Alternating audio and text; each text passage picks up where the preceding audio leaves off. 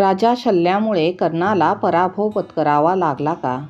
कर्णाच्या रथाचे सारथ्य करावे अशी विनंती करण्यासाठी दुर्योधन राजा शल्याकडे येऊन म्हणाला, शल्यराज, आपण एक महान सेनानी, सामर्थ्यवान व शौर्यशाली राजे आहात. मी आपणाकडे एक विनंती करण्यासाठी आलो आहे.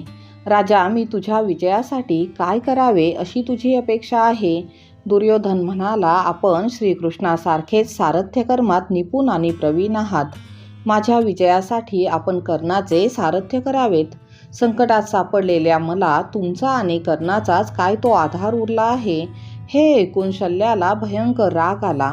क्रोधित होत तो दुर्योधनाला म्हणाला, दुर्योधना, मी त्या सूतपुत्राचे सारथ्य करणार नाही. कर्ण काही माझ्यापेक्षा श्रेष्ठ नाही असे सांगून तू माझा अपमान करत आहेस. तू माझा असा अपमान करणार असशील तर मी आत्ताच युद्ध सोडून निघून जातो. शल्याचे असे भाषण ऐकून दुर्योधन तर हतबद्धच झाला.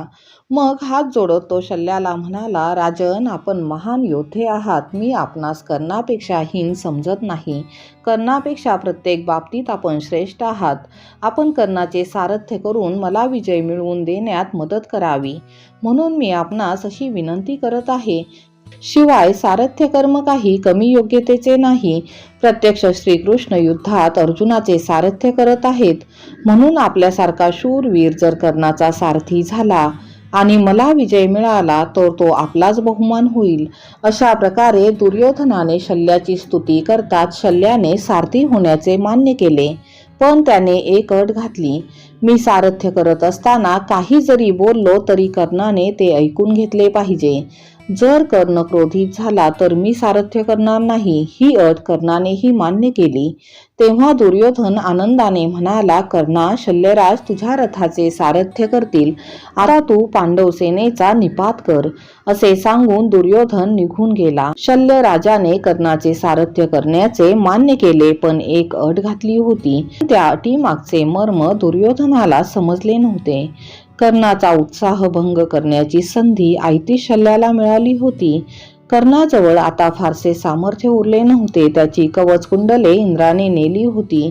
अर्जुन वधासाठी राखून ठेवलेली वासव शक्ती घटोत्कचाचा वध करण्यासाठी उपयोगात आणली होती.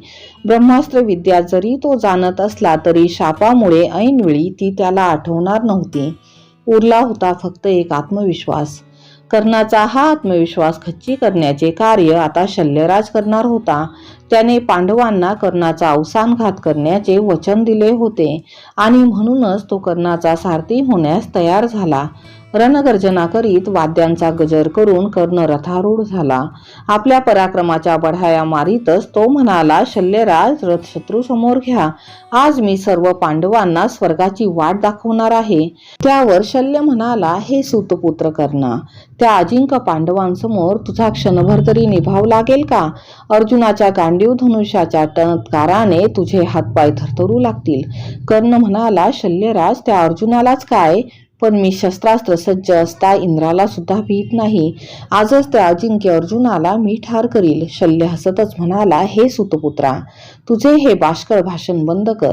अरे, स्वतःची स्तुती करायला तुला शरम कशी वाटत नाही? धनुर्धर अर्जुनापुढे तुझ्यासारख्या नराधमाचा क्षणात चक्काचूर होईल. पराक्रमी अर्जुनापासून तू पळ काढला नाहीस तर तुझा मृत्यू अटळ आहे. कर्ण म्हणाला, शल्या, तुझे तोंड बंद कर. मला नामोहरम करू नकोस. रथ रणांगणात घेऊन चल. मग शल्याने वेगातच रथ पांडवसेनेजवळ आणून उभा केला. तेव्हा कर्ण म्हणाला, कुठे गेला तो अर्जुन? त्याला माझ्यासमोर ये म्हणावं, घाबरून पळाला वाटतं. त्यावर शल्य म्हणाला, अरे मूर्खासारखे बोलू नकोस. आता तो अर्जुन स्वतःच तुला शोधत इकडे येईल. तूच घाबरून युद्धातून पळून जाऊ नकोस. कर्ण म्हणाला, शल्या, माझ्या पराक्रमावर विश्वास आहे आणि म्हणूनच मी अर्जुनाला शोधित आहे. तू मात्र मित्र म्हणत शत्रूसारखा वागत आहेस. खरा गुणवानच माझे गुण ओळखील. तुझ्यासारख्या हीन माणसाला माझे सामर्थ्य कसे समजणार? उगाच बडबडून माझा तेजोभंग करू नकोस. मी आत्ताच तुला ठार केले असते, पण दुर्योधनाला दिलेल्या वचनामुळे मी तुला मारणार नाही.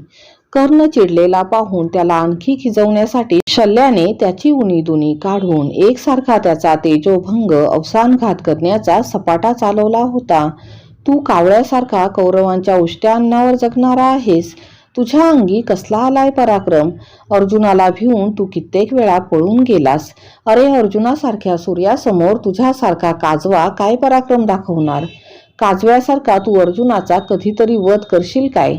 शल्याच्या आगलाव्या भाषणाने कर्ण अतिशय संतापला व म्हणाला, शल्य, मी आताच तुझ्या नरडीचा घोट घेतला असता, पण वचनामुळे मी तसे करत नाही. आपले तोंड बंद ठेव, नाहीतर मला आता तुझी बडबड सहन होणार नाही. मग शल्याने कर्णाचा रथ पुढे घेऊन जात म्हटले, अरे कर्णा, तो पहा अर्जुन, श्रीकृष्ण ज्याच्या रथाचे सारथ्य करत आहे.